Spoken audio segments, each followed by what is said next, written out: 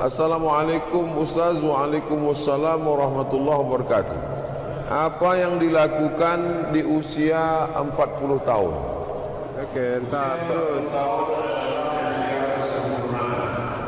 Nabi Ibrahim, Nabi antaranya Nabi Musa alaihissalam tersesat di lembah Tih selama 40 tahun.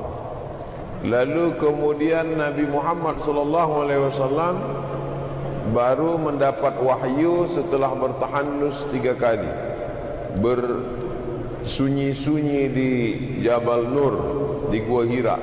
Umur 38 tak ada terjadi apa-apa, umur 39 pun tak terjadi apa-apa, umur 40 adalah angka kesempurnaan.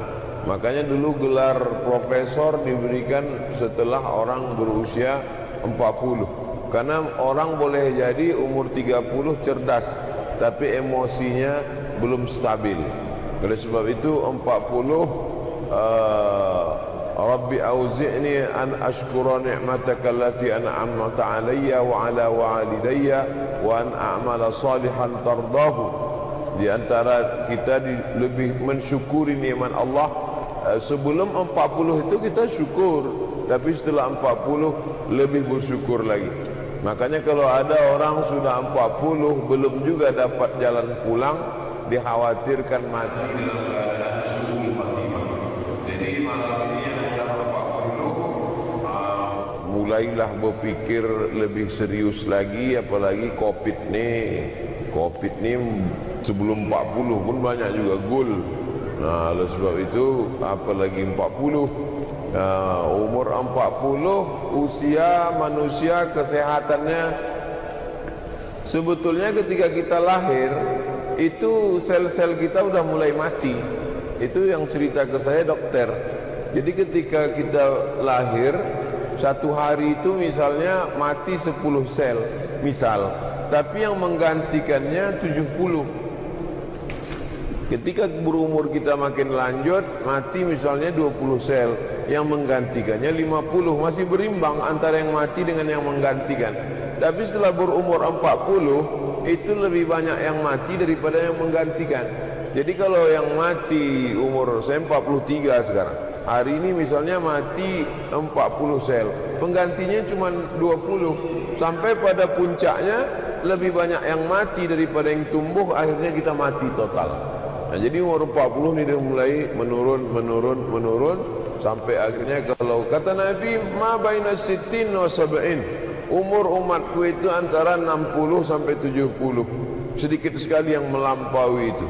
Kalau saya pribadi tidak berpikir umur saya 63, saya selalu berpikir mengingat teman sahabat kawan saya yang seumur saya meninggal.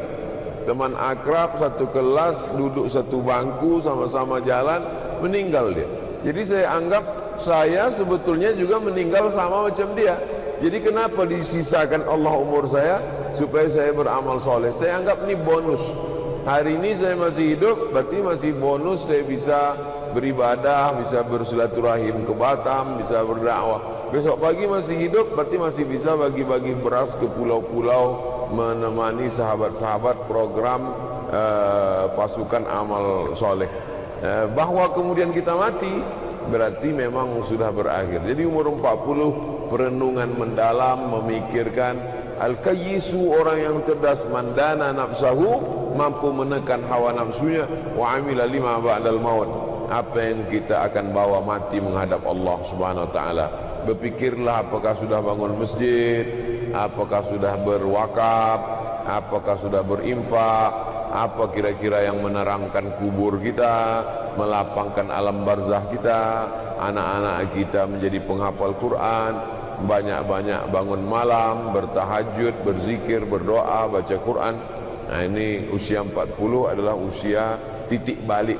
Titik balik yang selama ini sibuk, kantor, kerja, bisnis, itu ini, mulai berpikir. Bukan mengurangi aktivitas tetap, tapi kita mulai berpikir akhirat oriented. Pandangan kita adalah pandangan akhirat.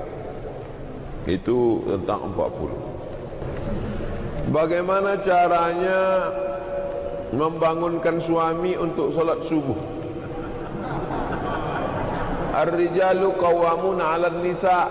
Laki-lakilah pemimpin yang membangunkan ibu, yang menyuruh ibu baca Quran, yang mengingatkan ibu pakai jilbab, tudung labuh, baju panjang, yang mengingatkan ibu mesti ikut pengajian. Mestinya bapak itu, tapi karena takdir bapak itu Fir'aun, maka dalam hadis ada itu disebutkan al-imra'atun aiqazat zawjaha, seorang perempuan yang membangunkan suaminya untuk solat subuh, maka dia juga mendapatkan pahala seperti suami yang membangunkan istrinya solat subuh. Nah, jadi mungkin ibu bangunkan sama macam bangunkan sahur, bangun tak jauh bangun, siramkan air agak segayung. Mengamuk dia, marah dia, lebih baik aku ingatkan abang dari abang masuk neraka jahanam, bilang sama dia. Kalau dia marah juga, tontonkan video ni, bilang Ustaz Somad yang nyuruh, biar dia marah sama saya. Paling-paling dibulinya saya di internet. Tak ada cara lain. Apakah berwakaf perlu dengan ikrar wakaf? Wakaf itu rukunnya 4. Yang pertama orang yang berwakaf, yang kedua orang yang menerima wakaf, yang ketiga barang yang diwakafkan, apakah tanah, apakah ruko, apakah kebun. Yang keempat adalah ikrar. Aku wakafkan tanahku 2 hektar untuk bangun pesantren tunai. Kata yang menerima, aku terima.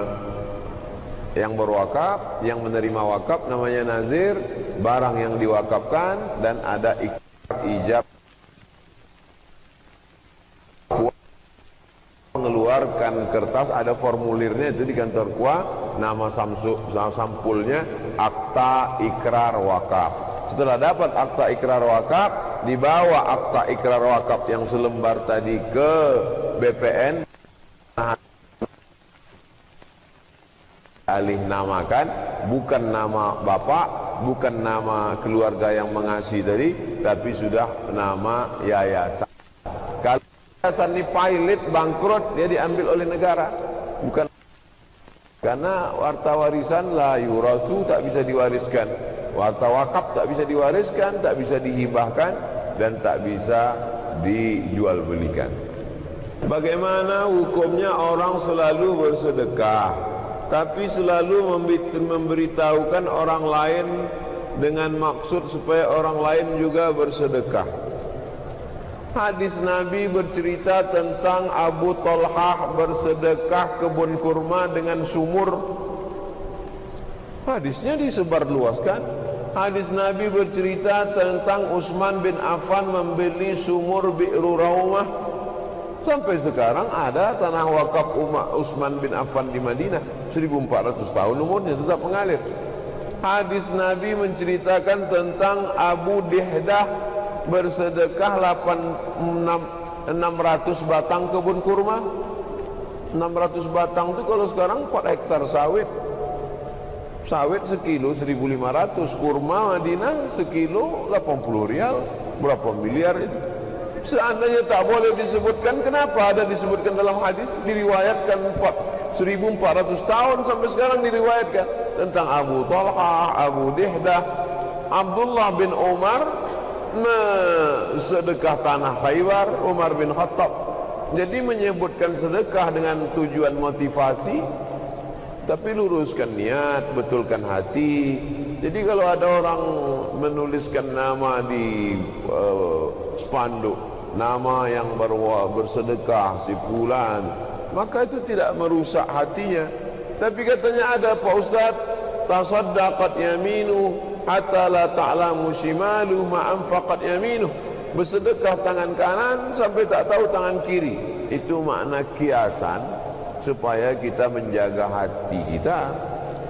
Karena kalau bapak ibu tidak ini dalam rangka wa fi zalika falyatanafasil mutanafisun, bersaing dalam hal kebaikan, fastabiqul khairat, berlomba-lomba dalam hal kebaikan. Jadi hadis Nabi itu menunjukkan bukti bahwa hukum itu boleh. Seandainya tak boleh, pasti Nabi katakan jangan riwayatkan ini, tak boleh. Bagaimana cara suami berhenti main game online?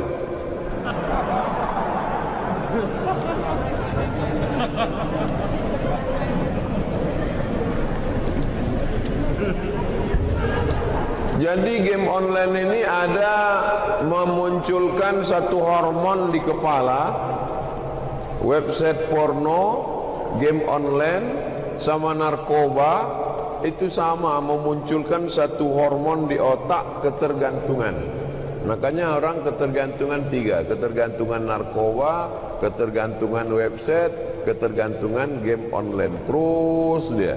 Saya sangka ini anak-anak muda, rupanya bapak-bapak suami pun kena juga.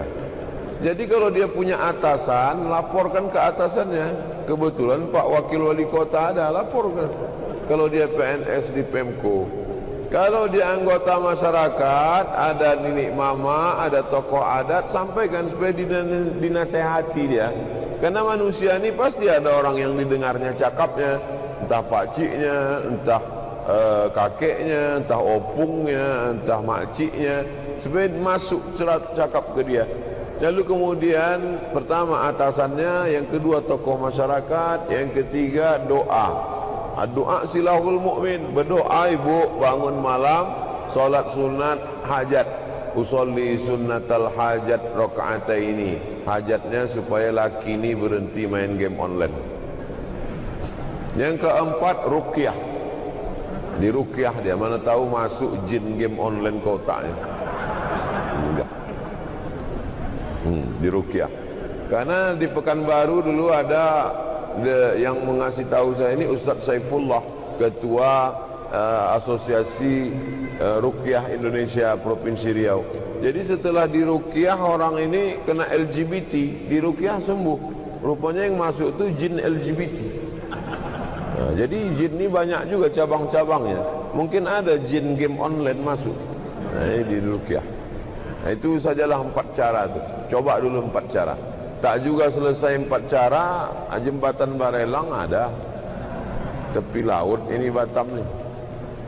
Sunnah apa atau amalan apa yang paling baik dilakukan di masa pandemi ini Pak Ustaz? Wa ma kana Allahu liyu'adzibahum wa anta fihim. Allah tidak akan mengazab kamu kalau Muhammad sallallahu alaihi wasallam ada di tengah kamu. Tak akan turun azab kalau ada Muhammad di tengah kita. Ada Muhammad di tengah kita? Tak ada. Tapi menghadirkan Nabi Muhammad SAW, menghubungkan kontak kita dengan Nabi Muhammad ada. Apa itu? Salawat. Allahumma salli ala sayyidina Muhammad ala Muhammad. Jadi yang afdal ketika ada wabah adalah dengan memperbanyak salawat. Allahumma salli ala sayyidina Muhammad wa ala ali sayyidina Muhammad. Allahumma salli ala sayyidina Muhammad wa ala ali sayyidina Muhammad. Allahumma salli ala sayyidina Muhammad wa ala ali sayyidina Muhammad. Yang kedua, wa ma kana Allahu mu'adzibahum wa hum yastaghfirun. Allah tak akan menurunkan azab selama kamu masih mau beristighfar. Astaghfirullahalazim, astaghfirullahalazim, astaghfirullahalazim. Seelok-eloknya Sayyidul Istighfar. Allahumma anta rabbi la ilaha illa anta khalaqtani wa ana abduka wa ana ala ahdika wa wa'dika mastata'tu. A'udzu bika min syarri ma sana'tu, abu laka bi ni'matika alayya wa abu bi dhanbi faghfir li fa innahu la yaghfiru dzunuba illa anta. Jadi kalau ada di antara bapak ibu yang mengamalkan istighfar sehari 100 kali atau 1000 kali, bagus. Solawat 100 kali atau 1000 kali, bagus. Itu dalilnya terkait dengan azab seperti yang saya bacakan tadi.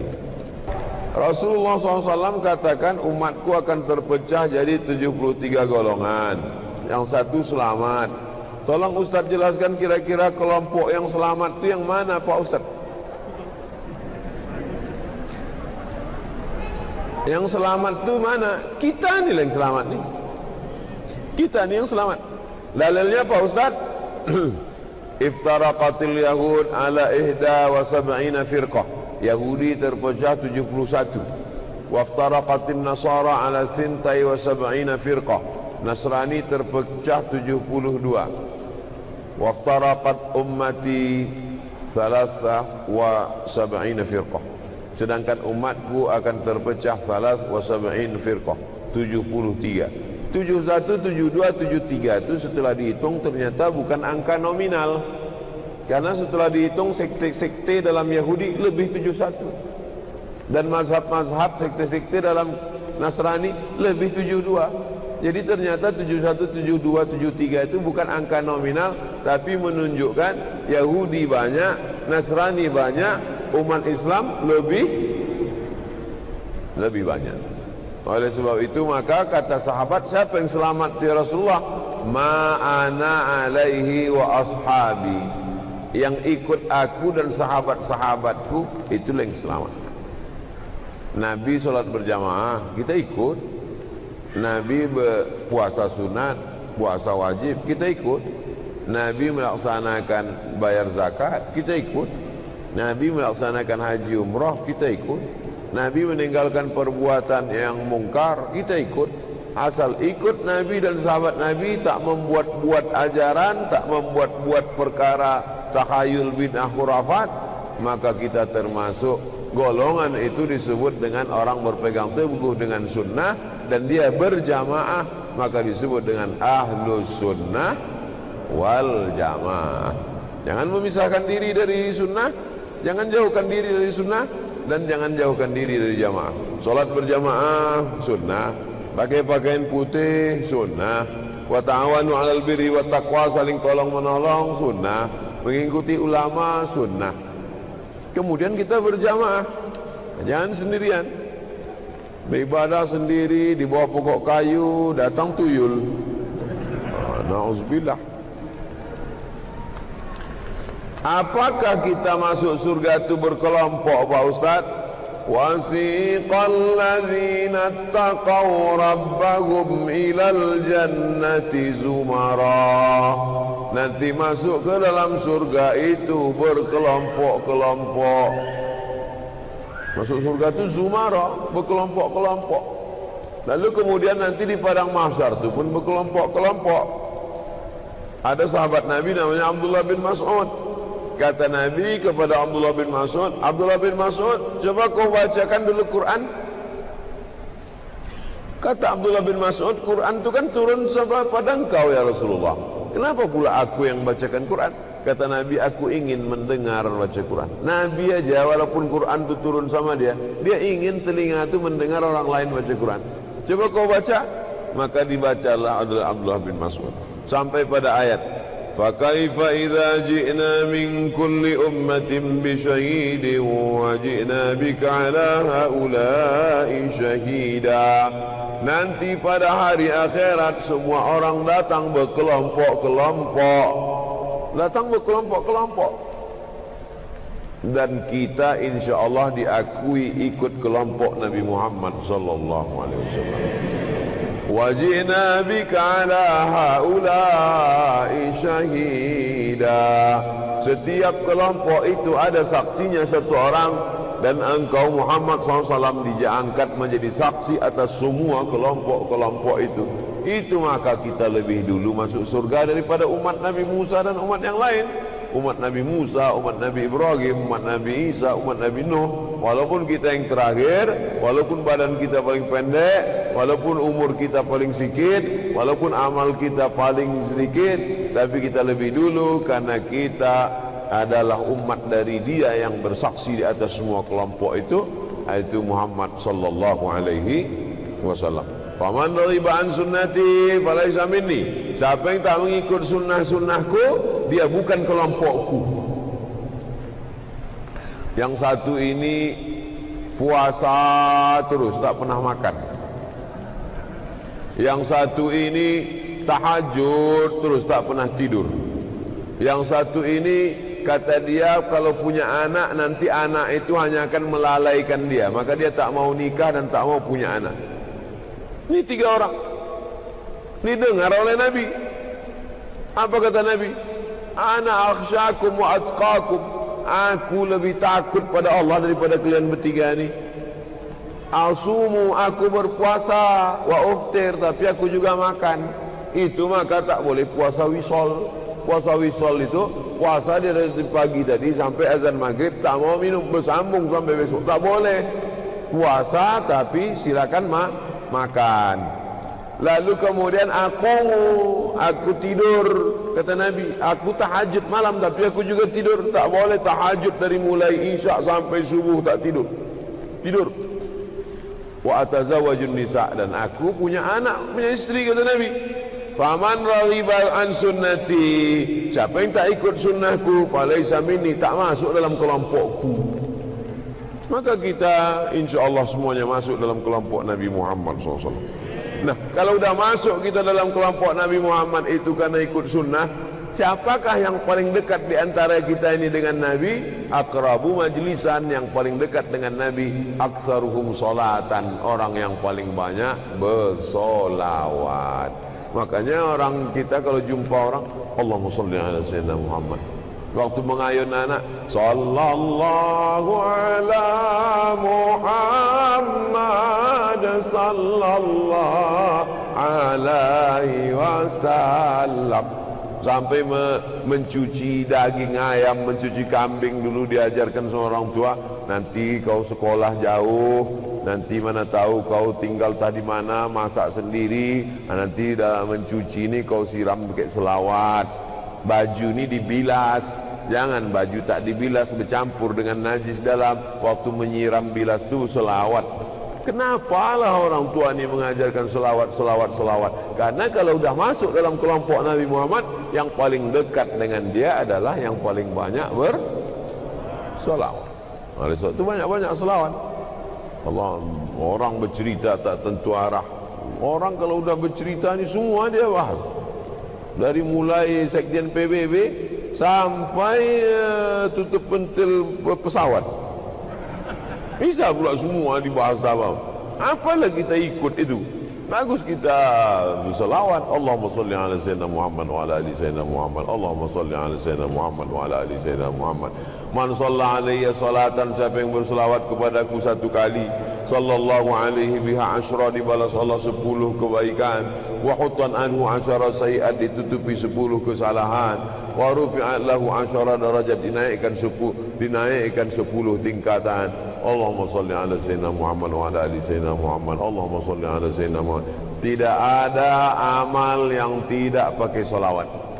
Majlis kalau tak ada selawat, majlis itu menjadi anta najifah, majlis bangkai busuk berbau. Maka semua berselawat. Ketua masjid berselawat, Pak Wakil Wali Kota berselawat, protokol berselawat. Solat kalau tak ada selawat, batal solat. At-tahiyatul mubarakatuh salawatut thayyibatu lillah. Assalamu alayka ayyuhan nabiyyu wa rahmatullahi wa barakatuh. Wassalamu alayna wa ala ibadillahi shalihin. Asyhadu an la ilaha illallah, asyhadu anna Muhammadar Rasulullah. Berbunyi handphone. Ting ting. Assalamualaikum warahmatullahi wabarakatuh. Batal salat. Doa subuh. Allahumma hdina fi man hadait, wa afina fi man afait, wa tawallana fi man tawallait, wa barik lana fi ma atait, wa qina bi rahmatika sharra ma qadait, fa innaka taqdi wa la yuqda alayk, wa innahu la yadhillu man walayt wa la yu'izzu man adait. Tabarakta rabbana wa ta'alait, falakal hamdu ala ma qadait, nastaghfiruka wa natubu ilaik. Tetap ditutup dengan selawat. Wa sallallahu ala sayyidina Muhammadin nabiyil ummi wa ala alihi wa sahbihi wa baraka wa sallam. Imam kita waktu isya tadi salawat dulu. Allahumma salli ala sayyidina Muhammadin fil awwalin wal akhirin. Saya selalu selesai salat doa salawat.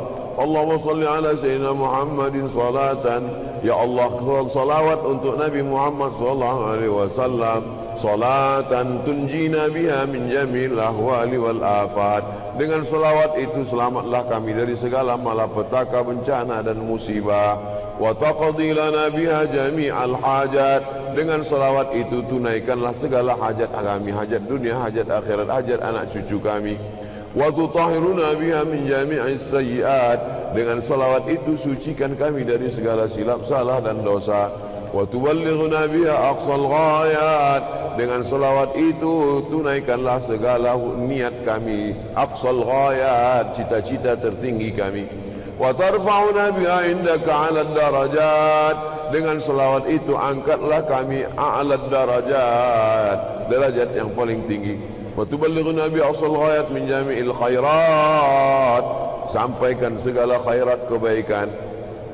fil hayati ketika hidup wa ba'dal mamat maupun sesudah mati. Mamat berarti mati, makanya panggil mamat. Siapa nama ayah kau? Mamat, mati. Inna salati wa mamati wa salat wa mahyaya wa mamati. Yang selama ini dipanggil mamat robah jadi mahya. Mahya, hidup dia balik. Min jamil khairati min hayati wa ba'dal mamat innaka sami'un qaribun mujibud da'wat wa ya qadiyal hajat. Dengan selawat.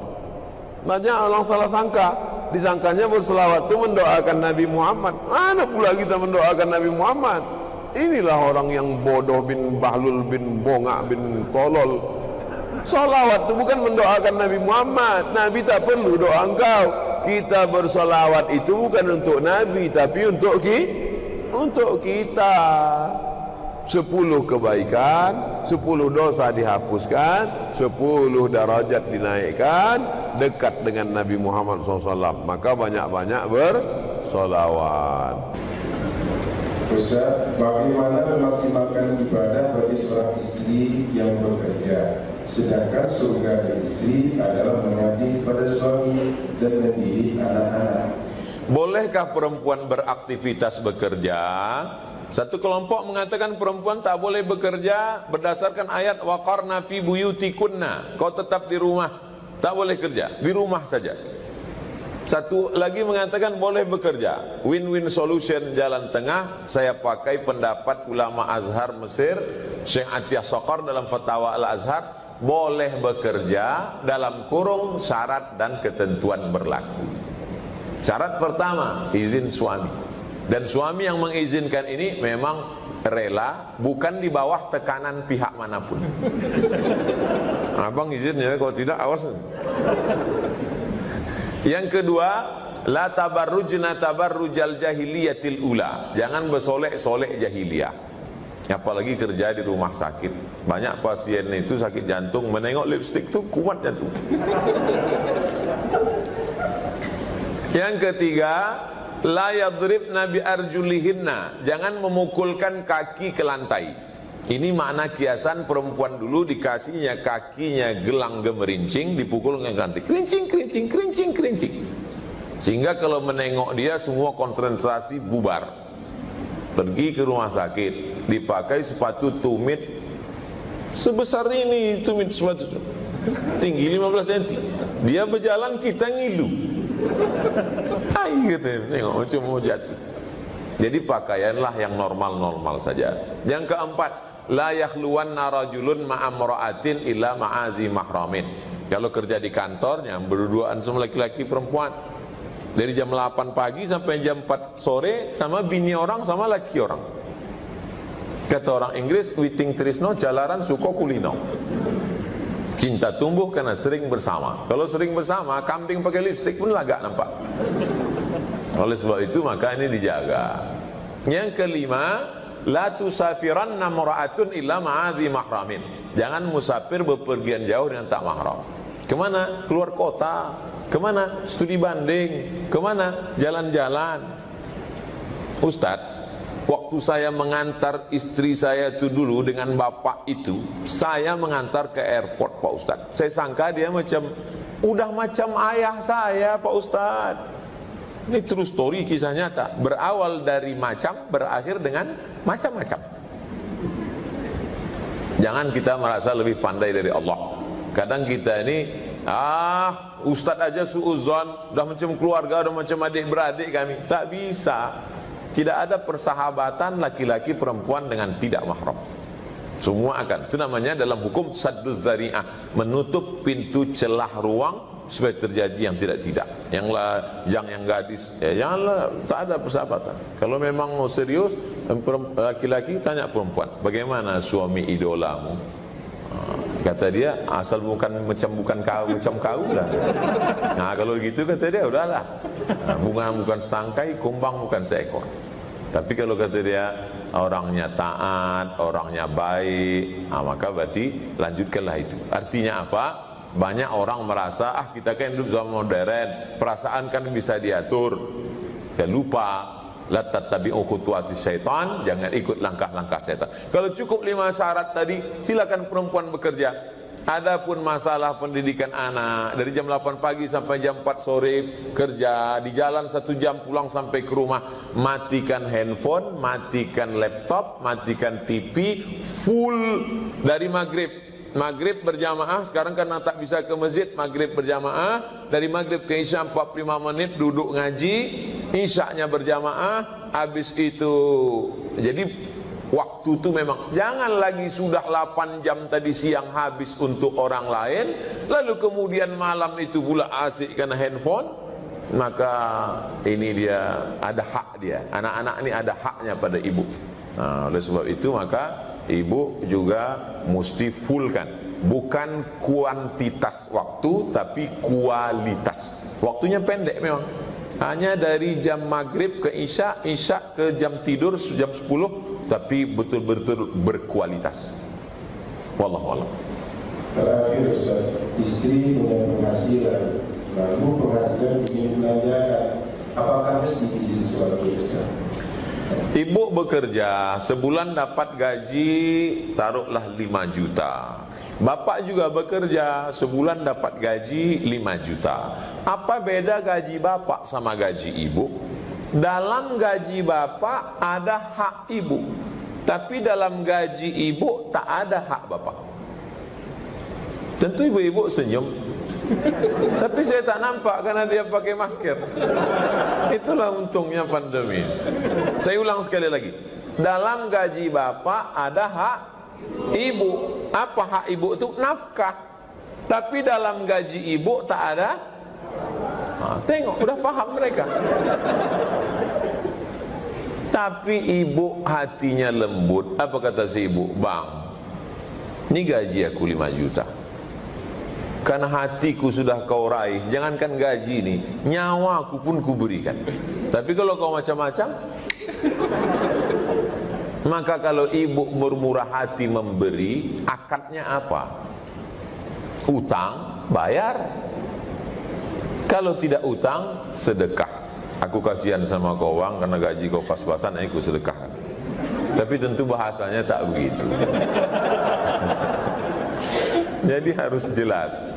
Intinya adalah ibu dapat warisan, punya ruko, punya kebun kelapa, punya kebun sawit.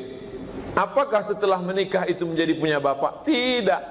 Jadi tidak serta-merta begitu nikah lalu suami berkata, Adinda, bawa kemari STNKB PKB semuanya itu punya abang, surga kau di bawah tapak kaki abang. Tak begitu. Dalam Islam ini ada hak harta suami, ada harta istri. Tapi karena kompilasi hukum Islam menjaga kebersamaan, setelah menikah itu ada namanya disebut dengan harta bersama. Itu tak ada dalam fikih, itu kompilasi hukum Islam. Sejak dari menikah sampai meninggal, harta bersama itu dibagi 2 yang disebut dengan gono gini. Wallahu a'lam. Ustaz, apa yang kita lakukan ketika anak laki-laki kita usia 10 tahun ingin sekali sholat jamaah di masjid, tapi karena pandemi kita tidak mengizinkan, bagaimana pengertiannya Ustaz? Anak 10 tahun belum akil balik, ditambah lagi dengan pandemi. Padahal mengajak anak ke masjid itu tujuannya adalah pendidikan. Pendidikan itu anjuran, menjaga dari wabah COVID, apalagi di daerah yang zona merah, zona hitam, itu daruratnya tingkat tinggi. Karena mereka termasuk yang usia rentan tertular. Maka dalam Islam diajarkan firra minal majzum firaraka minal asad. Menjauhlah engkau dari penyakit menular seperti menjauh dari asad. Asad artinya singa. Jadi kalau ada orang mengatakan COVID ini ciptaan Allah, masa takut pada ciptaan Allah? Nah, tak usah marah, senyum aja, bawa dia ke kebun binatang. Dia itu buka kan kandang singa. Singa ini ciptaan Allah kan? Ya, masuk ke dalam. Orang yang tak pakai dalil, pakai otak, kita kasih otak. Pakai akal, kita kasih akal. Kurang akal, minum ayaka. Nah, oleh sebab itu maka ini ada proses pendidikan. Nah, kita memang selama ini ke masjid, tapi sekarang coba tengok Wisuda aja online, ujian aja online, tapi sembahyang jangan online nak. Kita sembahyang di rumah ya. Nah itu sembahyang di rumah. Papa jadi imam ya, papa siap imam tapi zuhur sama asar aja. Maghrib isya kita sembahyang sendiri. Wallahu a'lam bishawab. Di mana batas moderasi beragama agar tidak terlalu ketat dan tidak juga terlalu longgar? Yang terlalu ketat mengatakan kalau tidak seagama denganmu halal darahnya, pancung kepalanya, maka ini ekstrim. Yang satu lagi mengatakan kita sama-sama manusia, maka boleh melakukan apapun yang kita suka. Ini pun juga ekstrim kiri, liberal, sekuler. Wa kadzalika ja'alnakum ummatan wasata. Kami jadikan kalian pertengahan. Dalam urusan sosial, ada kematian, ada pernikahan, dalam hubungan bertetangga, la yanhakumullahu 'anil ladzina lam yuqatilukum fid din wa lam yukhrijukum min diyarikum. Kalau tetanggamu, kawanmu, sahabatmu, orang sekantor denganmu, satu sekolah denganmu, satu kampus denganmu, berbeda akidah denganmu, dia tidak mengusirmu dari kampungmu, dia tidak memerangi kamu, antabarruhum, buat baik kepada dia, wa tuqsitu ilaihim, bersikap adil kepada dia. Boleh berbuat baik dan bersikap adil selama dia tidak memerangi dan tidak mengusir kita dari kampung halaman. Ini yang disebut dengan hubungan sosial. Adapun kalau sudah masalah ritual, masalah ibadah, masalah rumah tempat yang disucikan Allah, maka tidak ada tawar menawar. Wala ana abidum ma battum wala antum ma'biduna ma a'budu lakum dinukum. Islam ini bukan agama kemarin sore. 1443 tahun, 14 abad, masuk abad ke-15, berjalan. Di India dia pernah berkuasa, di Mesir dia berkuasa, di Eropa Andalusia dia pernah berkuasa. Bisa sejalan, bertetangga dengan berbagai macam. Di India dengan Hindu, di Eropa dengan Kristen, Katolik dan Ortodok, bisa berjalan bersama. Jangan ajari ulama kita tentang berinteraksi sosial dengan berbeda agama. Kita jaga ini, kita jelaskan ke anak-anak kita supaya mereka tidak terjerumus ke ekstrim kanan maupun ekstrim kiri. Semua yang ekstrim tidak baik. Yang baik itu es krim. Itu pun jangan banyak-banyak, bisa panas dalam dan batu. Apa hukumnya menerapkan sistem demokrasi kapitalis?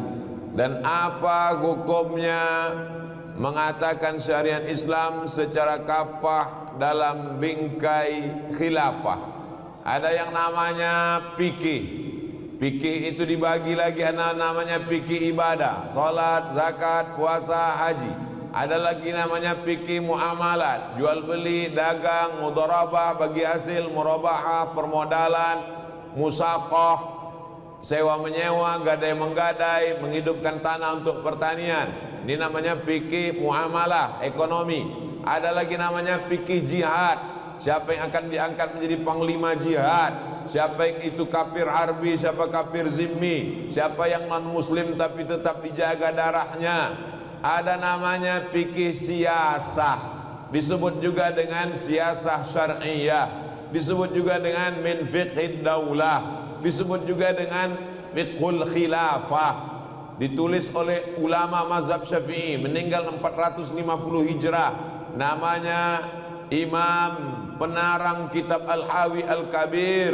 Itulah dia kitab yang ditulis berjudul Al-Ahkam As-Sultaniyah, Imam Al-Mawardi. Al-Ahkam, hukum-hukum, As-Sultaniyah, tentang kekuasaan. Bagaimana cara mengangkat pemimpin? Wa amruhum syura bainahum, bermusyawarah. Bermusyawarah di antara kita. Bagaimana cara mengangkat ulil amri?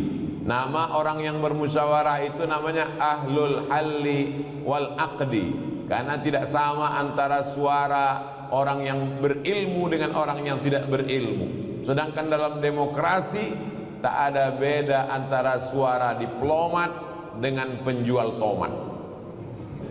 Penjual tomat jangan tersinggung, nanti takut saya asosiasi penjual tomat melaporkan saya pula. Itu sekedar perumpamaan saja. Maka orang-orang yang berilmu, orang-orang yang cendekiawan, orang-orang yang alim ulama bermusyawarah untuk mengangkat pemimpin. Lalu pemimpin tadi punya wajib 5, 10. Begitu dalam kitab Al-Ahkam As-Sultaniyah. Menjaga perdamaian, mendamaikan orang yang berkonflik, menjaga agama dari kesesatan, menjaga orang susah jangan sampai tak makan. Itulah mengapa para sahabat berkumpul di Saqifah Bani Sa'idah. Mereka bermusyawarah, masing-masing punya calon. Orang Muhajirin punya calon Umar bin Khattab, orang Ansor punya calon Sa'ad bin Ubadah. Mereka bermusyawarah, tereliminasi Sa'ad bin Ubadah karena dia tidak Quraisy. Karena hadis Nabi berkata, al-a'immah min Quraisy, pemimpin mesti diangkat dari golongan Quraisy. Akhirnya terangkatlah Umar bin Khattab. Tapi kata Abu Bakar Siddiq, Umar bin Khattab mengatakan Abu Bakar lebih layak, karena waktu Nabi sakit Abu Bakar yang diangkatnya menjadi imam solat. Imam solat mengindikasikan akan menjadi imam besar, imam sebuah kekuasaan. Diangkatlah Abu Bakar Siddiq. Meninggal Abu Bakar, Abu Bakar berwasiat, kalau aku meninggal nanti akan naik Umar. Umar pun naik. Meninggal Umar bin Khattab, Umar tidak meninggalkan wasiat. Sahabat berkumpul bermusyawarah. Lalu kemudian tinggal 6 orang. 6 orang menetapkan naiklah Utsman bin Affan. Sayyidina Utsman meninggal terbunuh, ditikam oleh Abu Lu'lu'ah. Ya, Umar bin Khattab meninggal, Utsman meninggal, Umar bin Khattab ditikam Abu Lu'lu'ah Majusi. Lalu kemudian Utsman bin Affan dibunuh sedang membaca Al-Quran. Lalu kemudian bermusyawarah, diangkatlah Sayyidina Ali. Islam tidak ada mengangkat anak setelah orang tua meninggal, sistem monarki. Bahkan Nabi mengatakan, lan yufliha qaumun wallau amrahum imra'ah, tidak akan berkuasa, tidak akan menang kalau suatu negeri itu mengangkat anak sebagai pemimpin. Karena ketika itu ada seorang raja di Persia, gelarnya Kisra, gelarnya Syahinsyah, raja di raja, meninggal, diangkat anak perempuannya namanya Buran. Padahal dia tidak punya kecakapan politik, dia tidak ahli apa-apa, tapi diangkat juga. Islam datang untuk menebarkan firman Allah, wa amruhum syura bainahum, bermusyawarah. Adapun zaman sekarang, bagaimana cara bermusyawarah? Orang dipanggil datang ke tempat pemilihan untuk mengambil kertas, dicoblos. Maka kata Syekh Yusuf Al-Qaradawi dalam kitab Min Fiqhid Daulah, sampulnya berwarna hijau tua, dicetak oleh Darus Syuruk, Beirut, Lebanon. Kalau ada yang warna sampulnya lain, berarti bukan buku saya. Di situ dikatakan, ketika saya mencoblos calon bupati, calon gubernur, calon presiden, saat itu saya sedang bersaksi di hadapan Allah. Aku Abdul Somad bersaksi bahwa orang ini layak amanah menjadi pemimpinku 5 tahun ke depan. Oleh sebab itu maka persaksian saat mencoblos itu adalah persaksian akan dituntut di hadapan Allah. Ala adullukum ala akbaril kabair, maukah kamu aku tunjukkan dosa terbesar di antara dosa besar? Di antara dosa besar adalah yang pertama asyirk, syirik. Yang kedua uququl walidain, durhaka kepada orang tua. Yang ketiga syahadatuz zur, kesaksian palsu. Kenapa dia pilih? Karena tadi pagi habis sholat subuh dapat serangan fajar, kena sawer 100.000. Insya Allah jamaah ini kalau dikasih 100.000 tidak akan berkhianat. Betul? Tapi kalau 100 juta istikharah dulu. Bagaimana menyikapi perbedaan pendapat antar ulama? Kalau pendapat itu masih dalam koridor Ahlus Sunnah wal Jamaah, antara mazhab Maliki dengan Hanafi, Hanafi dengan Hambali, Hambali dengan Syafi'i, maka semuanya masih Ahlus Sunnah wal Jamaah. Bismillahirrahmanirrahim, mazhab Syafi'i. Sedangkan mazhab Hanafi dengan Hambali, bismillahnya sir. Alhamdulillahi Rabbil Alamin. Sedangkan mazhab Maliki tidak pakai bismillah, langsung alhamdulillah. Allahu Akbar, Alhamdulillahi Rabbil Alamin. Tapi kalau di masyarakat itu mazhabnya Syafi'i, maka kita tidak boleh mazhab lain kita bawa, karena dikhawatirkan akan menimbulkan fitnah. Imam Masjidil Arab namanya Syekh Abdurrahman Sudais, mazhabnya Hambali. Kalau dia imam di Masjidil Haram, bismillahnya sir. Alhamdulillahi Rabbil Alamin, Ar-Rahmanir Rahim. Tapi begitu beliau diminta jadi imam di Masjid Istiqlal, apa yang terjadi? Syekh Abdurrahman Sudais membaca bismillah jahar. Bismillahirrahmanirrahim. Heran semua orang, kenapa si Abdurrahman Sudais mazhabnya Hambali, di Istiqlal dia baca jahar? Karena dia tahu bahwa orang di Asia Tenggara mayoritasnya bermazhab Syafi'i. Kenapa tadi Ustaz Somad tidak mau jadi imam? Tak bisa rupanya Ustaz Abdul Somad jadi imam? Bisa. Bismillahirrahmanirrahim. Bisa. Kenapa Ustaz tidak mau maju ke depan? Saya tak tahu masjid ini bismillahnya sir atau jahar. Saya takut kehadiran saya merusak ukhuwah di antara. Maka saya serahkan. Ustaz maju ke depan. Baca. Maju imam. Subuh tadi Ustaz jadi imam, ya. Di rumah saya, di pondok saya jadi imam. Subuh tadi, saya kalau jadi imam subuh pakai kunut. Allahumma adina fi man hadait wa afina fi man afait, mazhab Syafi'i. Tapi kalau kita pergi ke India, Pakistan, Bangladesh, Turki, mazhabnya Hanafi. Mazhab Hanafi tidak pakai kunut. Kenapa di Masjidil Haram, Masjid Nabawi tak ada kunut? Karena sejak revolusi King Abdul Aziz 1924, Saudi Arabia memakai mazhab Hambali. Hambali tidak pakai kunut. Ustaz di Maroko 2 tahun, ya. Maroko itu mazhabnya apa? Maliki. Mazhab Maliki pakai kunut, pakai, tapi kunutnya sebelum rukuk. Bismillahirrahmanirrahim. Qul huwallahu ahadun Allahus samad lam yalid wa lam yulad wa lam yakul lahu kufuwan ahad. Sebelum rukuk baca kunut. Kunutnya enggak bunyi. Kunut silent. Nah, setelah baca kunut baru rukuk. Setelah rukuk i'tidal baca kunut. Itu mazhab Syafi'i. Yang paling tua Hanafi, nomor 2 Maliki, nomor 3 Syafi'i, nomor 4 Hambali. Yang berkunut Maliki dengan Syafi'i. Yang tak berkunut Hanafi dengan Hambali.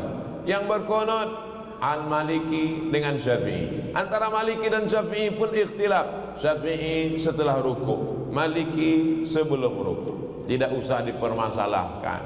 Yang penting sholat. Tapi kalau ikhtilafnya di luar Ahlus Sunnah wal Jamaah, maka jangan diikuti. Ada teman saya, Pak Ustadz, gimana? Sholatnya pejam mata aja. Kau udah sholat tadi? Sudah. Kok enggak gerak? Ini namanya sholat batin. Kalau ada nanti yang sholat batin, diam aja. Kasih tahu sama istrinya di rumah, jangan kasih suamimu makan. Nanti kalau dia marah, nasi mana? Nasi batin, Mas. Mana ada? Laqad kana lakum fi Rasulillah uswatun hasanah. Nabi Muhammad SAW tidak pernah meninggalkan sholat berjamaah 5 waktu di masjid. Nabi sakit hari Rabu, meninggal hari Senin, sakit kerasnya hari Rabu. disiram pakai air 5 qirbah. Qirbah adalah kulit kambing yang dijahit, diisi dengan air, disiramkan. Nabi terbangun. Ketika Nabi terbangun, apa katanya? Bawa aku ke masjid, mau sholat berjamaah. Dibopong, dipapah. Sebelah kanan Sayyidina Ali, sebelah kiri Fadl bin Abbas. Abbas membawa, kakinya menyeret demi untuk sholat berjamaah. Kenapa sekarang orang tidak sholat berjamaah? Alhamdulillah, masjid kita melimpah ruah hari Jumat. Kalau jadi penceramah, jangan angkat-angkat, bangkit-bangkit khilafiyah.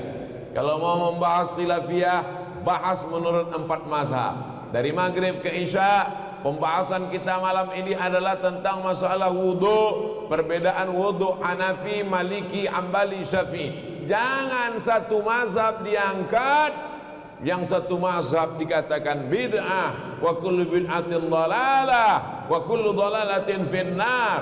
Ini masalah khilafiyah. Maulid Nabi khilafiyah. Kata Imam Ibnu Hajar Al-Asqalani, ada dalilnya.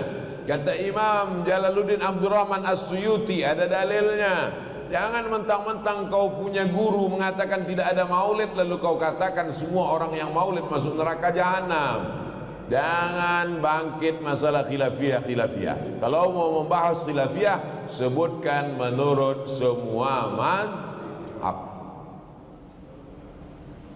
Jika semasa hidup banyak solat fardu yang tidak dikerjakan, apakah wajib menggantinya atau mengqadhanya?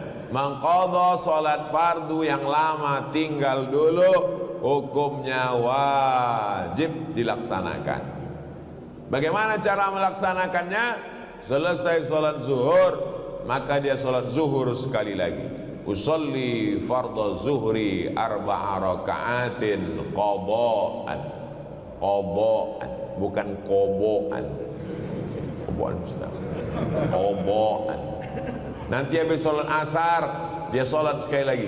Usolli fardhul asri 4 raka'atin qadha'an. Tidak ada ikhtilaf 4 mazhab, Hanafi, Maliki, Syafi'i, Hambali. Kalau mau lihat dalilnya gimana Pak Ustaz? Buka handphone, tulis di Google itu qadha sholat Ustadz Sarwat. Ustadz Sarwat sahabat saya, dia rajin menulis, punya rumah fikih. Qadha sholat Ustadz Sarwat, tulis, langsung dapat jawabannya. Qadha sholat yang terlewat Ustadz Ahmad Sarwat LCMA, Rumah Fikih Indonesia. Hanafi, Maliki, Syafi'i, Hambali, semuanya mengatakan sholat yang tinggal dulu wajib diqadha. Hanya saja kalau sholat subuh sama asar jangan diqadha di masjid. Yang besok gara-gara ini nanti habis asar qadha, sholli fardul asri 4 raka'atin qadha'an. Tidak semua paham. Bapak pulang ke masjid, di masjid bapak orang tak paham, ditengoknya ada sholat ba'diyah asar, langsung dia bilang, siapa ini? ISIS. Masya Allah, inilah anak yang berani luar biasa. Bismillahirrahmanirrahim. Minta tanda tangan, tempatnya pun dia yang menunjukkan. Hebat. Allahumma faqihhu fid din wa 'allimhu at-ta'wil warzuqhu fahmal mursalin. Jadikan anak kami anak soleh dan solehah ya Allah. Pertanyaan tadi ada satu di handphone, bagaimana supaya kita ini solid dalam persatuan? Yang pertama, lihat titik persatuannya. Tuhan kita satu, la ilaha illallah. Nabi kita satu, asyhadu anna Muhammadan Rasulullah. Kitab kita satu, Al-Quran. Kiblat kita satu, fawalli wajhaka syatral masjidil haram. Adapun perbedaan-perbedaan yang sifatnya furu'iyah, berlapang dada menerima perbedaan. Adapun persatuan di organisasi, di masjid, musyawarah. Kalau sudah kalah dalam pemilihan, ya udah kalah aja. Ini banyak ketua masjid, ketua organisasi begitu kalah buat organisasi baru. Kalah jadi ketua masjid, buat masjid baru. Kalah jadi ketua masjid, nggak mau lagi datang ke masjid. Gimana kita mau maju? Oleh sebab itu maka nata'awan fima tafaqna, mari kita bekerja sama pada perkara-perkara yang kita sepakati. Wa nata'adzar fima ikhtalafna, mari kita berlapang dada menerima perbedaan, supaya otak kita ini jangan terlalu berpecah belah. Cari yang kita sepakat. Kita sepakat mendirikan pesantren gratis tahfiz Quran. Sepakat? Sama-sama cari tanah, sama-sama buat bangunan, sama-sama memikirkan anak-anak sekolah gratis. Tidak ada ikhtilaf tentang ini. Sama-sama memikirkan supaya anak kita menjadi penghafal Quran. Sepakat? Sepakat. Sama-sama memikirkan kita punya masjid. Di samping masjidnya ada klinik bersalin gratis, klinik gigi gratis. Duitnya dari mana? Dari wakaf, infak, zakat, sedekah. Membuat klinik, membuat rumah sakit, fakir miskin, yatim dan duafa. Tidak ada ikhtilaf dalam masalah ini. Karena kalau tidak begini nanti otak kita akan dihabiskan oleh khilafiyah. Sampai orang udah tahu kalau ustadz ini yang ceramah, ini pasti khilafiyah. Tertulis di keningnya, ustadz khilafiyah. Mari kita cari titik-titik persamaan, sama-sama ingin mewujudkan sekolah untuk semua kalangan. Sekarang pesantren mahal, uang bangunan tidak sanggup lagi. Orang fakir miskin mau daftar, mengenengok daftarnya langsung dia pingsan, mati mendadak. Maka kita wujudkan. Berapa banyak saudara kita di pinggir jalan yang belum makan siang, merantau di perantauan, susah anak istrinya. Bagaimana dia? Maka dibantu, support. Ini tidak ada ikhtilaf dalam hal ini. Saya tidak hanya ceramah. Kami dengan sahabat-sahabat kami membuat yayasan. Tahun lalu menerima tahfiz Quran gratis, tahun ini menerima tahfiz Quran gratis. Kita buat di seluruh daerah kita masing-masing. Itulah cara memperbaiki umat. Insya Allah kalau kita buat ini tahfiz gratis, tahfiz, insya Allah 5 tahun, 10 tahun Indonesia akan tetap menjadi baldatun thayyibatun wa rabbun ghafur. Itulah kajian kita pada siang hari ini di hari Jumat yang penuh barakah.